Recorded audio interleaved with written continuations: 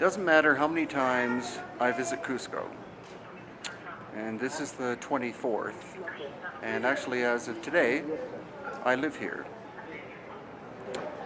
This is Inca building. This could have been achieved with the technology found in the archaeological record. And what that is bronze chisels, copper chisels, and stone hammers. You can see that this andesite stone, which is between 6 and 7 in hardness on the Mohs scale out of 10, you could shape this stone by pounding at the edges like that and filling any gaps in between with clay. It's a very fine and hard clay, so if you have proper protective covering, this is Spanish, but before it would have been grass during Inca times, that would have caused the water to flow away from the building. But this is the enigma. This is the Coricancha.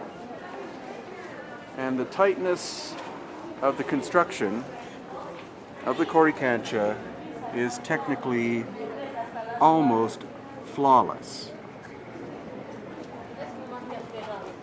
It's not a question of not being able to fit a credit card or even a business card in between these joins like that. There's no way. You can't fit a human hair in between the joins in this wall of this building. It has this mysterious glow to it, which has not been explained, because that goes all the way up.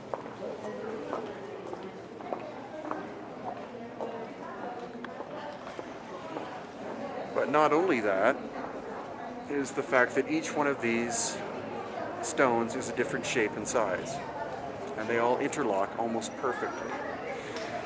We in the West would never approach construction this way. We would either have a saw that would cut uniform blocks to fit together, or we would have some kind of mold and pour concrete or something in to get uniform blocks for construction. But in this case, whoever these ancient builders were, it was not the Inca.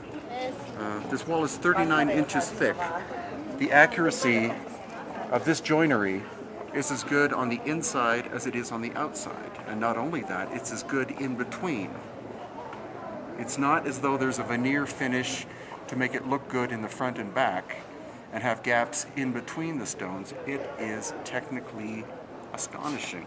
And we can tell that by looking in through these 3 holes that exist. Unfortunately, I didn't bring a flashlight, but what hopefully you can see is that the joinery goes straight through.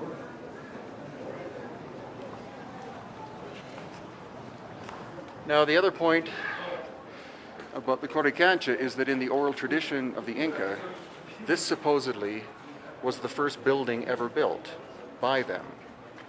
And if that's the case, if this is the first building, then that makes this wall later.